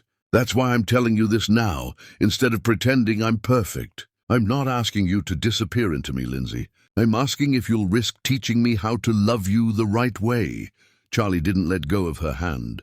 I'm not asking you to need me. I'm asking you to let yourself want something that isn't revenge or vindication. I'm asking you to consider that maybe you deserve happiness that isn't contingent on someone else's failure. I don't know how to do that, Lindsay admitted. I don't know how to be with someone and not disappear into them. Then don't be with me, Charlie said. Be yourself, and let me be lucky enough to exist in your orbit. No expectations, no demands. Just two people who enjoy each other's company and see where it goes. It was perfect. Too perfect. Lindsay pulled her hand back gently. I'm sorry, she said. I can't, not now. Maybe not ever. You deserve someone who can give you more than I have to offer. Charlie's face showed pain, but he nodded. I understand. And Lindsay, this doesn't change our partnership. You don't owe me anything. Phoenix Rising is still yours. Our agreement stands, and I'll still be here supporting your vision. That was never contingent on you returning my feelings. Why are you so good? Lindsay asked, frustrated tears finally escaping. I'm not good, Charlie said softly. I'm just a man who's learned that you can't build something real on obligation or guilt. You either choose me freely or you don't choose me at all. And if you don't, I'll survive. I've survived worse. He walked her to her car, and they parted with an awkward hug that felt like goodbye to something that never quite began. As Lindsay drove away, she watched him in the rearview mirror, standing alone in the parking garage, and felt something crack in her chest. She had been so focused on not being vulnerable that she had forgotten how to accept good things when they were offered. Charlie wasn't Richard. He had proven that a dozen times over. But fear didn't care about proof. Fear just knew that the last time she had loved someone, it had cost her everything. Zara was still awake when Lindsay got back to the studio, reviewing fabric orders. How was dinner with Charlie? She asked innocently. He told me he's in love with me. Zara's head snapped up. And I told him I can't do this, that I'm not ready, that I don't trust it, that he should find someone better. Girl, Zara set down her clipboard. Are you serious right now? What was I supposed to say? Yes, let's start a relationship right before the biggest moment of my career. What happens when it falls apart and I've tied my business to a man I can't stand to be around? What happens when you push away something real because you're too scared to try again? Zara countered. Lindsay, I've watched you become this fierce, powerful force these past months. You took on an entire industry and won. But you're still letting Richard control you by letting his betrayal make you afraid of everyone else. That's not fair. It's completely fair. Charlie isn't Richard. He's proven that every single day. He trusts you, supports you, believes in you. And you're throwing it away because what? Because one man failed you, so now all men are suspect? Lindsay sank into a chair. What if I lose myself again? What if I get comfortable and forget who I am? Then I'll remind you, Zara said simply. That's what friends do. But Lindsay, you can't punish every future relationship for one man's sins. At some point, you have to decide if you're going to let Richard win by making you too afraid to ever be happy again. The words settled over Lindsay like snow. Quiet, cold, undeniable. She had spent months building armor, becoming untouchable, turning herself into something hard and sharp and dangerous. And it had worked. She had won. But somewhere in the process of making herself unbreakable, she had forgotten how to bend. I'll think about it, Lindsay said finally. Don't think too long, Zara warned. Good men don't wait forever. That night, alone in her temporary apartment, Lindsay lay awake, staring at the ceiling. She thought about Charlie's hands in the garden soil, about the way he said her name, about the vulnerability in his eyes when he admitted his feelings, about how it felt to be seen completely and not found wanting. And she thought about Richard, about how she had made herself small for him, how she had believed that love meant sacrifice and invisibility and constant accommodation. But Charlie wasn't asking her to be small. He was asking her to be brave in a different way, to risk something that wasn't money or reputation, but heart. She wasn't ready. Not tonight, maybe not for a while. But for the first time since Richard had thrown that $5 bill at her, Lindsay allowed herself to want something that wasn't revenge. She allowed herself to want love. Real, terrifying, risky love. And that, she realized, might be the biggest act of rebellion yet. Chapter 7. The Crisis and the Night. The text came at 3 a.m. Problem. Call me immediately. Charlie. Lindsay was already awake, had been awake for hours, working on final adjustments to the collection. Paris Fashion Week was in 5 days. Every minute mattered. She called him back. What's wrong? She asked, already mentally cataloguing disasters. The shipping container with half your collection was held at customs in Le Havre, some kind of documentation issue. They're saying it could be delayed up to 2 weeks. Lindsay's blood went cold. 2 weeks meant missing Fashion Week entirely. Missing their moment. Missing everything. That's impossible, she said. We filed everything correctly. I had 3 different people verify the paperwork. I know, which is why I think this isn't an accident. Charlie's voice was grim. I've dealt with French customs before. This kind of delay doesn't just happen. Someone pulled strings. Richard, Lindsay breathed, can't prove it, but the timing is awfully convenient. His show is in 6 days. Yours was supposed to be in 5. If your collection doesn't arrive, you can't show. Lindsay stood up, pacing her apartment, mind racing through options and solutions. Can we reroute? Send it somewhere else? Already tried. Once it's held, it has to clear at the original port. But I have people working on it. Friends in the French government. Customs brokers who owe me favors. We'll get it released. When? Charlie hesitated. 48 hours minimum. Maybe 72. That gives us 2 days before the show. That's not enough time for fitting, adjustments, rehearsal. I know, which is why we need a backup plan. There is no backup plan, Lindsay said, hearing her voice crack. The collection is the plan. Without it, Phoenix Rising dies before it's even born. Then we make a new plan, Charlie said firmly. How much of the collection is already in Paris? Lindsay forced herself to think through panic. About 40%. The pieces that were too delicate to risk in shipping, the ones we hand-carried. But it's not enough for a full show. Then we do a partial show. We make it about quality over quantity. Intimate, exclusive, revolutionary. We turn the limitation into a statement. That's insane. So was turning $5 into a fashion empire, Charlie countered. Lindsay, listen to me. You've overcome every obstacle that's been thrown at you. This is just one more. And I'm not letting you give up now.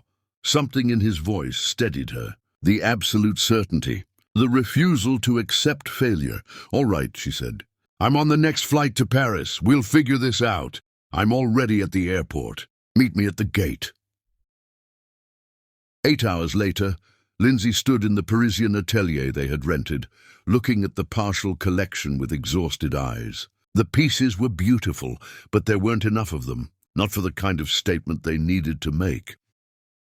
Charlie was on his phone, speaking rapid French to someone, his voice getting increasingly frustrated. Zara had flown in with the team, and they were all looking at Lindsay with a mixture of hope and desperation. We need 18 more pieces minimum, Jade said quietly. That's the industry standard for a debut collection show. We have 11. Then we make 7 more, Lindsay said. In 3 days? That's impossible. Everything about this has been impossible, Lindsay snapped. Then softer, I'm sorry. I'm tired. We're all tired, Zara said. But Jade's right. We can't manufacture 7 complete pieces in 3 days, even if we worked around the clock. Charlie hung up his phone and his face was ashen. I need to talk to you, he said to Lindsay. Alone. They stepped outside into the Parisian evening. Charlie leaned against the wall, and for the first time since she'd known him, he looked defeated. I can get the container released, he said quietly.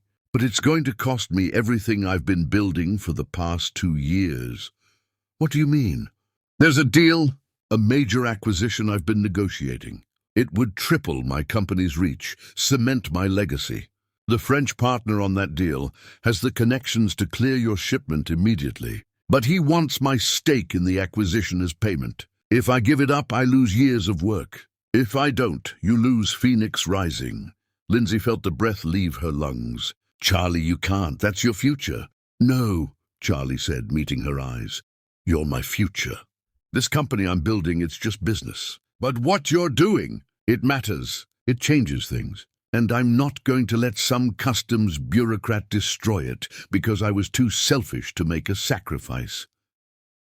This isn't about selfishness, Lindsay protested. This is about you destroying years of your own work for my dream. Our dream, Charlie corrected. And I've already made the call. The container will be here tomorrow afternoon, 36 hours before your show. Lindsay stared at him, tears streaming down her face. Why would you do that? Because I love you, Charlie said simply. And love isn't about grand gestures. It's about choosing someone else's dream over your own and never regretting it for a second. Lindsay laughed, the sound slightly hysterical. This is insane. This whole thing is insane. Welcome to fashion, Jade said dryly. They worked through the night and into the next day. When the container finally arrived, Lindsay wanted to cry with relief. Everything was intact, undamaged, perfect. They had 34 hours until the show, 34 hours to fit the pieces on models, to choreograph the presentation, to handle 1,000 tiny details that could each individually destroy everything, to make Phoenix Rising's debut flawless. Lindsay worked until her vision blurred and her hands shook. Charlie appeared at her elbow periodically with food she didn't remember eating, coffee she didn't remember drinking. The team rotated in shifts, but Lindsay refused to sleep. You need rest, Charlie said at hour 26. I need this to be perfect, Lindsay replied. It already is perfect. You're perfect. Now you need to trust that and step back before you collapse. I can't collapse. There's too much. Lindsay. Charlie took her shoulders, forcing her to look at him. You've done everything you can. The collection is extraordinary. The show will be extraordinary. But if you don't sleep, you'll be too exhausted to enjoy your victory. What if it's not a victory? She whispered. What if I fail? Then you fail having tried something spectacular.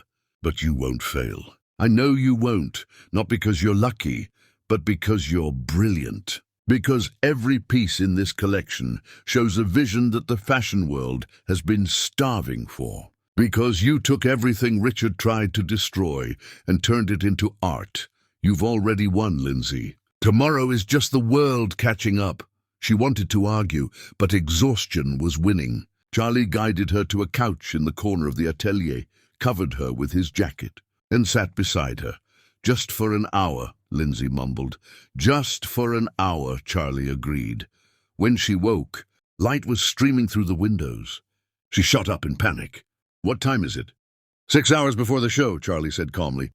And everything is ready. The team handled the final details while you slept. The models are being prepped. The venue is set. All you need to do is breathe. Lindsay looked around the atelier. The collection hung in perfect order, each piece a masterwork. Her team was moving with calm efficiency, handling last-minute adjustments. Zara caught her eye and gave her a thumbs up. How long did you let me sleep? Lindsay asked Charlie. 8 hours. You needed it. I told you 1 hour. I lied. You're welcome. Lindsay should have been angry. Instead, she felt clarity returning, her mind sharp again, her hands steady. She turned to Charlie, really looked at him. He had dark circles under his eyes, stubble on his jaw. He hadn't slept at all. "You stayed," she said softly. "Of course I stayed. I told you I would support you. That doesn't stop just because you're sleeping." Something in Lindsay's chest cracked open. All the armor she had built, all the walls she had constructed to keep herself safe, they suddenly felt ridiculous. This man had flown across an ocean to help her solve a crisis, had bribed French officials, had let her sleep while he stayed awake to make sure everything was perfect, had asked for nothing in return. "Charlie," she started, but he shook his head. "Not now. You have a show to prepare for. We can talk after." "No," Lindsay said firmly. "Now, because I've been an idiot. Because you told me you were falling in love with me and I pushed you away because I was scared. Because I've been so focused on not being Richard's victim that I forgot how to accept good things. And you're a very good thing." Charlie went still. "What are you saying?" "I'm saying I was wrong. On that rooftop when I told you I couldn't do this. I was lying. Not to you, to myself. Because I can do this. I want to do this. I want to see where this goes. I want to be brave enough to risk my heart again, and I want to risk it with you." Lindsay.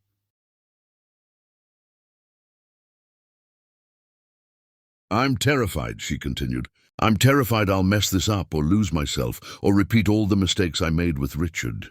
But I'm more terrified of pushing you away and spending the rest of my life wondering what could have been. So yes, if the offer still stands, if you're still interested in existing in my orbit and seeing where it goes, I'm saying yes." Charlie stood slowly, crossed to where she sat, and cupped her face in his hands. "The offer will always stand.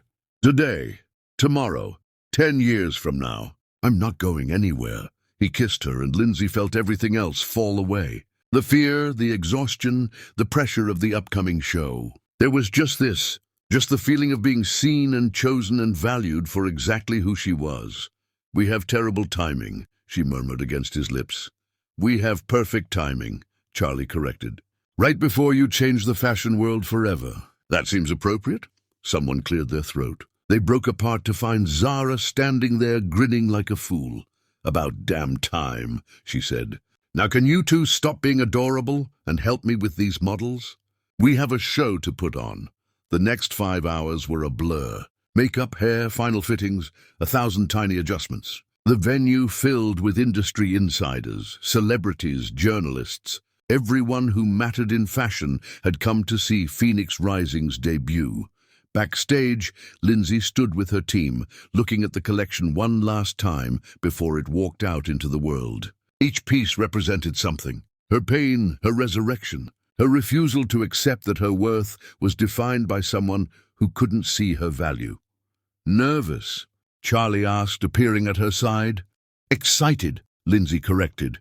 "This is what I've been working for, what I've been fighting for, and it's perfect." "You're perfect," Charlie said, taking her hand. The music started. The first model stepped onto the runway, and Phoenix Rising was born. The collection was a revelation. Each piece told a story, not just of design, but of sustainability, of innovation, of fashion that meant something beyond profit. The audience watched in stunned silence as garment after garment proved that luxury and responsibility weren't opposites, but partners. When the final model walked, the silence held for one perfect moment. Then the applause started. Not polite Fashion Week clapping, but genuine, sustained, standing ovation applause. Critics were wiping their eyes. Buyers were already on their phones. And Lindsay stood backstage, holding Charlie's hand, and finally let herself believe it. She had won. Chapter 8. The Triumph. The after-party was chaos. Everyone wanted to talk to Lindsay. Critics who had dismissed her interview as publicity-seeking now praised her vision. Buyers who had been skeptical now pressed business cards into her hands. Celebrities who had never heard of her now wanted to be dressed by Phoenix Rising exclusively. But Lindsay kept finding her eyes drawn to one corner of the room where Richard stood, alone, holding a drink and trying to look unbothered. He had come. Of course he had come. He couldn't resist seeing what she had built from the ruins of his cruelty. Isabella was notably absent, but that was a story for later. He looks miserable, Zara whispered, appearing at Lindsay's elbow with champagne. He should, Lindsay replied. His show was this morning. Have you heard any feedback? It was safe, boring. Exactly what you'd expect from a man trying to recapture past glory without the talent that created it in the first place. Several critics left early. One actually fell asleep in the front row. Lindsay should have felt satisfaction. Instead, she just felt tired. Richard looked smaller than she remembered, less powerful, just a middle-aged man in an expensive suit who had lost everything because he couldn't see value when it was standing beside him. I need air, Lindsay said. She slipped out onto the terrace, Paris spreading before her like a promise. Behind her, the party continued. Ahead, the rest of her life waited. It was overwhelming in the best way. Congratulations. Richard's voice made her turn. He had followed her outside. Up close, he looked worse, thinner, older, defeated. What do you want, Richard? To apologize, he said. For everything. You were right. About all of it. The designs, the vision, the credit. It was yours. I took it and called it mine and destroyed us both in the process. You didn't destroy me, Lindsay said quietly. You tried. But I rebuilt myself better than I was before. I know. He looked at the party through the glass doors. They all know now too. Everyone knows I was nothing without you. The board forced me out last week. Pemberton Luxury is finished. They're selling to a conglomerate that's going to rebrand it entirely. My name, my legacy, everything I built, it's just gone. No, Lindsay corrected. Everything we built. And you threw it away when you threw me away. Isabella left me, Richard continued as if Lindsay hadn't spoken. She left me the day the board made their announcement. Went back to the athlete she was dating before me. Didn't even pack her things, just walked out. Just like I deserve. Yes, Lindsay agreed. Just like you deserve, Richard flinched. I lost everything. My company, my wife, my reputation. I have nothing left. You have exactly what you valued, Lindsay said. Nothing. Because that's what you reduced me to, nothing. And now you get to know how that feels. I'm sorry, he whispered. Lindsay, I'm so sorry. I don't forgive you, she said simply. I don't forgive you, and I don't care that you're sorry. You had 10 years to see me, to value me, to treat me like a partner instead of an accessory. You chose not to. Now you get to live with the consequences of that choice. What am I supposed to do now? Richard asked, and he sounded lost. Like a child. Like someone who had never had to face genuine consequences before. I don't know and I don't care, Lindsay said. Figure it out. Build something new. Take credit for your own work for once. Learn to be someone who creates value instead of stealing it. Or don't. None of it is my problem anymore. She started to walk back inside, but Richard grabbed her arm. Wait, please. I know I don't deserve it, but can we talk? Really talk. About what I did. About how I can make this right. Lindsay looked at his hand on her arm, then at his face. She saw desperation there. Need. The same need he had shown when his company was failing and she had saved it. He wanted her to save him again, to fix what he had broken, to make everything better because that's what she did. No, she pulled her arm free. You can't make this right. There is no version of this where you apologize enough and I come back and fix your life. I'm not your wife anymore. I'm not your designer. I'm not your solution. I'm just someone you used to know who you treated terribly. And the only thing you can do now is leave me alone. But, Lindsay? Charlie appeared in the doorway. Everything okay out here? Yes, Lindsay said, not looking away from Richard. Richard was just leaving. Richard looked between them, understanding dawning. Him? You're with him now? I'm with myself, Lindsay said. Charlie is just lucky enough to be part of that. Now get out of here, Richard. Go figure out who you are without someone else's talent to hide behind. Richard left, shoulders slumped, defeated. Lindsay watched him go and felt nothing. No satisfaction, no pity. Just acceptance that this chapter was finally, truly closed. Charlie came to stand beside her. You okay? I'm perfect, Lindsay said and meant it. Did you hear? Pemberton Luxury sold. Richard's out completely, I heard. The board contacted me last week, actually. Asked if Phoenix Rising would be interested in acquiring certain assets. Manufacturing contracts, retail relationships. What did you tell them? I told them I'd ask you, Charlie said. It's your decision. Taking on those contracts would mean rapid expansion, more control over production. Better terms. Lindsay thought about it. Taking pieces of Richard's empire and making them hers. It would be poetic. Full circle. The woman he dismissed, claiming everything he lost. No, she said finally. Phoenix Rising is built on something different, something authentic. I don't want his leftovers. I want to create something new, Charlie smiled. That's what I hoped you'd say. They went back inside, and the party swallowed them. More congratulations, more offers, more people wanting pieces of her success. But through it all, Lindsay kept one hand in Charlie's, anchoring herself to something real. At midnight, Diane from Maison Beaumont pulled her aside. I need to tell you something before it goes public tomorrow. We're not just carrying Phoenix Rising exclusively. We're making you the face of our entire sustainable luxury initiative. Global campaign, unlimited budget, complete creative control. We want Phoenix Rising to define what ethical fashion means for the next decade. That's... Lindsay couldn't find words. Extraordinary, Diane finished.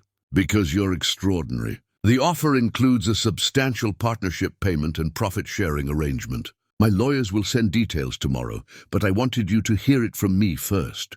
You've changed the conversation, Lindsay. Everyone else is just catching up. After Diane left, Charlie raised his glass to Phoenix rising from ashes and setting the whole world on fire. To revenge, Lindsay added. To revolution, Zara corrected. They drank, and Lindsay felt the weight of the past year settle into something like peace. She had started with $5 and rage. She was ending with an empire and love. The journey had been brutal, but the destination was beautiful. What are you thinking about? Charlie asked later as they stood on the terrace watching Paris sleep. I'm thinking about that $5 bill, Lindsay said. About how Richard thought he was insulting me. How he had no idea he was handing me the fuel for a revolution. Are you going to keep it? Forever, Lindsay said. Frame it, put it in my office with a plaque that says exactly what it cost him. What will the plaque say? Lindsay smiled, slow and dangerous. The cost of underestimating a queen. Everything. Chapter 9.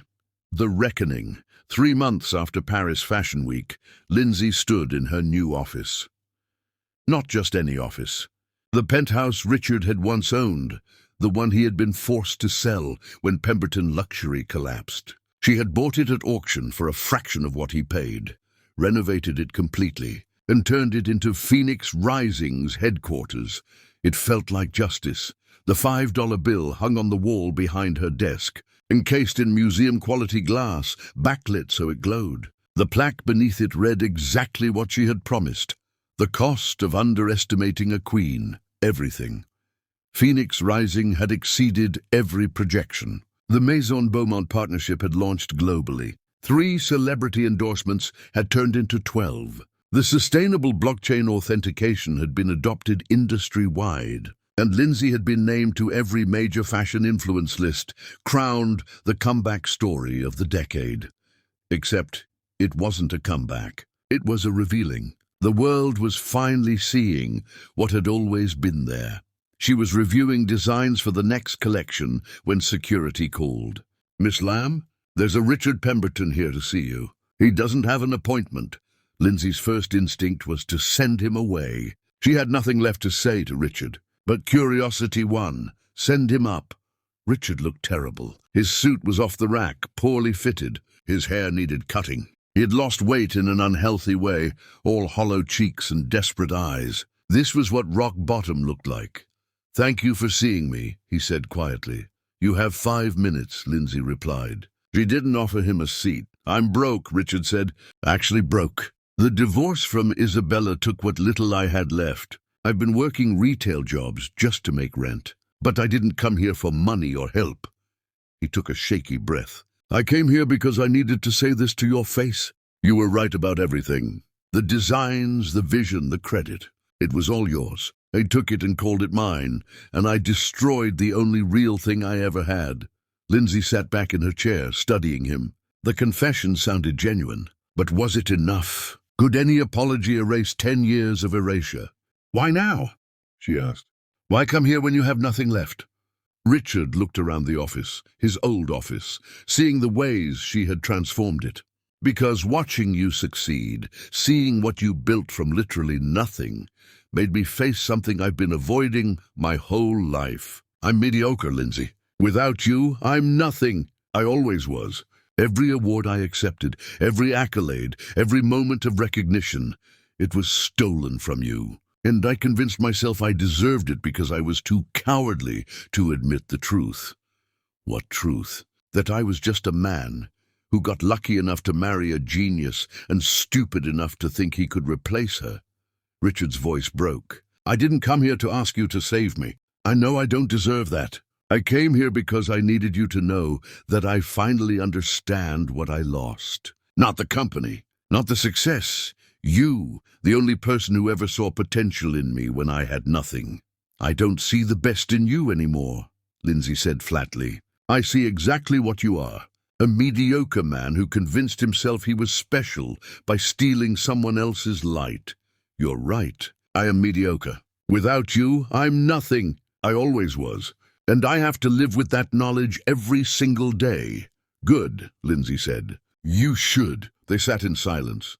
Richard looked around the office, his old office, seeing the ways she had transformed it. Made it better. Made it hers. "This was supposed to be mine," he said softly. "This success, this recognition, this empire. I was supposed to be the king of fashion." "You had your chance," Lindsay said. "You had a brilliant partner who would have built something extraordinary with you. But you didn't want a partner. You wanted an accessory, a prop, someone to make you look good while you took all the credit. So you lost everything. Not because I took it from you, but because you never really had it to begin with." "I know," Richard's voice broke. "I know that now. I'd lost the only real thing I ever had." Lindsay reached into her desk drawer and pulled out that $5 bill. She held it up, letting it catch the light. "Do you remember this?" she asked. "Every day," Richard whispered. "You threw this at me and told me it was all I was worth. You wanted to humiliate me, to break me, to make sure I knew exactly how little I mattered." Lindsay stood slowly, walked around her desk until she was standing in front of Richard. "But all you did was give me fuel. I took your insult and turned it into an empire. I took your cruelty and transformed it into creation. I took the worst moment of my life and made it the beginning of my best life." "I'm sorry," Richard said again, tears streaming down his face. Lindsay looked at him crying and felt nothing. No satisfaction, no pity, just the clarity that comes from complete emotional closure. "I don't forgive you," she said. "I don't forgive you because you don't deserve forgiveness. You deserve to live with the consequences of your choices, to understand that actions have repercussions, to know that the woman you destroyed rebuilt herself into something you could never touch." She walked to the door, opened it. "Security will see you out. Don't come back here, Richard. You're not welcome in my space. You're not welcome in my life. You're not even welcome in my thoughts anymore. You're nothing to me. And that $5 bill, that's going to hang in my office forever, reminding me that the best revenge is success. That queens don't need validation from men who can't see their worth. That everything you tried to take from me, I rebuilt better and brighter and completely mine." Richard stood there, understanding the finality of the moment. "I know I don't deserve forgiveness. I just needed you to know that I finally see it, what I lost, who you were, who you've become."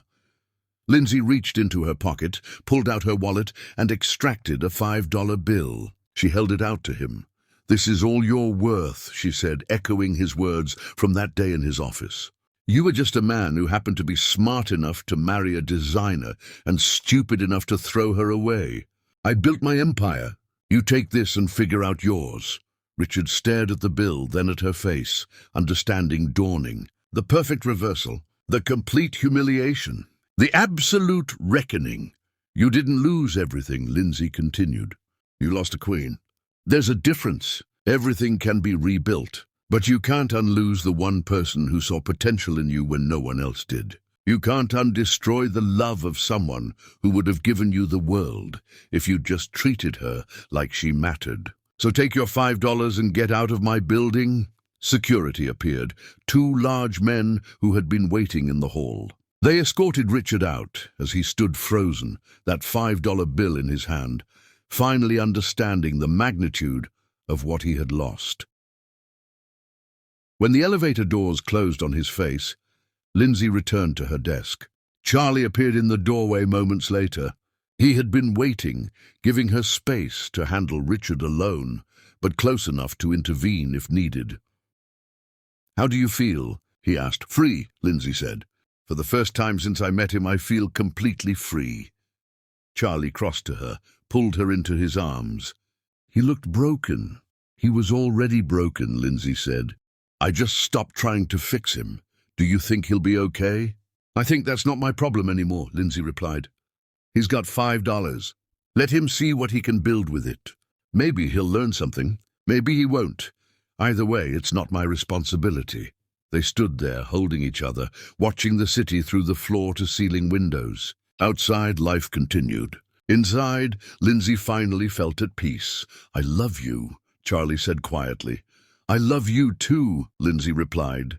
And it felt easy, natural, nothing like the way she had loved Richard, all sacrifice and silence. This was different. This was two equals choosing each other. "What's next?" Charlie asked. "Next?" Lindsay smiled. "Next, we keep building. Next, we show the world that fashion can be beautiful and responsible. Next, we prove that the best revenge isn't destroying your enemies. It's becoming so successful, they become irrelevant." And Richard is already irrelevant. He just didn't realize it until today. That night, Lindsay hosted a celebration dinner. Her team, her partners, her friends, everyone who had believed in Phoenix Rising when it was just $5 and a dream. They toasted to success, to revolution, to proving that brilliance will always rise no matter how deeply it's buried. And when Lindsay looked around the table, seeing faces of people who valued her, not for what she could do for them, but for who she was, she finally understood something profound. Richard hadn't just lost his company and his wife. He had lost the chance to be part of something extraordinary. He had lost the opportunity to build something meaningful with someone who would have fought beside him rather than for him, and that was a loss he could never recover from. The $5 bill would hang in her office forever, not as a reminder of pain, but as a testament to resilience, to the woman who took an insult and alchemized it into empire, to the queen who rose from ashes and set the world on fire. Chapter 10. The Crown. 6 months later, Lindsay stood at the altar. The wedding was small, intimate, everything she wanted it to be. None of the spectacle of her first marriage, no hundreds of guests who barely knew her name. Just the people who mattered. Zara as her maid of honor, tears streaming down her face. Her team from Phoenix Rising, the family she had chosen. And Charlie, waiting for her with eyes full of love and respect and partnership. "You look stunning," Zara whispered, adjusting Lindsay's veil. The dress was her own design, naturally. Sustainable silk that flowed like water, hand-embroidered with gold thread in patterns that told her story. "Rising phoenixes hidden in the seams. I feel happy," Lindsay said, surprised by the truth of it. Happiness had seemed impossible once. Now it felt inevitable. The ceremony was brief, meaningful, perfect. When Charlie slipped the ring on her finger, Lindsay thought about how different this felt from her first wedding. Richard had wanted spectacle. Charlie wanted partnership. Richard had made her small. Charlie made her feel infinite. "I promise to support your dreams," Charlie said. "Not to control them, not to claim them, but to stand beside you as you build them. I promise to see you completely and love what I see. I promise to be your partner in every sense, sharing credit and burden equally. I promise not to disappear into you," Lindsay said. "To stay myself, fierce and whole. I promise to let you in, even when it's scary. I promise to build something beautiful with you, not for you or despite you, but with you." They kissed, and the small gathering erupted in applause. This was what marriage should be. Two complete people choosing to walk together, neither diminishing the other. At the reception, Diane approached with news. Phoenix Rising just hit $2 billion in valuation. The board wants to discuss expansion into Asia and South America. You're officially one of the most valuable fashion brands in the world. $2 billion. From $5 to $2 billion. It didn't seem real, but it was. Phoenix Rising had disrupted the industry completely. Every major brand was scrambling to copy their sustainable model. The blockchain authentication had become standard. And Lindsay had been invited to speak at conferences, to advise governments, to shape the future of fashion itself. Speech, someone called out. Lindsay stood, Charlie's hand warm in hers, and looked at the faces gathered. These people had believed in her when she was broken. They had worked beside her when the odds were impossible. They deserved acknowledgement. "A little over a year ago," she began, "my ex-husband threw a $5 bill at me and told me it was all I was worth. He wanted to humiliate me, to break me, to make sure I understood exactly how replaceable I was." She paused, letting the weight of those words settle. But here's what he forgot. Queens don't need external validation. We don't need someone else to tell us our worth. We know it already. And when someone tries to diminish us, we use that energy as fuel. She pulled out that $5 bill, now permanently encased, and held it up. "This represents the greatest gift my ex-husband ever gave me. Not because of its monetary value, but because it forced me to prove to myself what I already knew. I am brilliant. I am valuable. I am unstoppable. And anyone who can't see that doesn't deserve space in my life. Phoenix Rising isn't just about fashion. It's about refusing to accept other people's limitations. It's about building something so extraordinary that it makes your doubters irrelevant. It's about taking every insult, every obstacle, every moment of defeat, and transforming it into triumph." She looked at Charlie, at Zara, at her team. "Thank you for believing in me when I was still learning to believe in myself. Thank you for building this empire beside me. And thank you for proving that the best revenge is success so complete it makes revenge unnecessary." They toasted, and Lindsay felt the final pieces of her old life fall away. She wasn't Richard's ex-wife anymore. She wasn't even the woman who had turned $5 into an empire. She was simply Lindsay Lamb, designer, revolutionary, queen. Later, as she danced with Charlie under string lights, he whispered, "Any regrets?" "Not a single one," Lindsay said. "Everything happened exactly as it should have. Even the pain, especially the pain." As the night deepened, Lindsay found herself on the terrace, looking at stars and thinking about journeys. Richard was somewhere out there, living whatever life he had managed to cobble together from ruins. She hoped he had learned something. But it didn't matter either way. His chapter in her story was closed. The $5 bill would hang in her office forever, reminder of how far she had come. But it wasn't about Richard anymore. It was about her. About resilience and rebellion and refusing to stay down when the world tried to break you. Zara joined her on the terrace. "Penny for your thoughts?" "Just thinking about that night in your apartment. When I told you I was going to turn $5 into Richard's worst nightmare. You did more than that. You turned it into your greatest dream." "Yeah," Lindsay said softly. "I did." Charlie appeared, offering his hand. "Dance with me, Mrs. Dean." Lindsay took his hand, let him pull her close. They swayed to music drifting from inside, and she felt absolutely present, not haunted by the past or anxious about the future.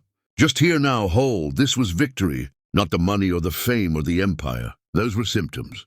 The real victory was standing here, loved and loving, successful and satisfied, with nothing left to prove. She had taken a $5 insult and built a crown from it. She had faced her demons and won.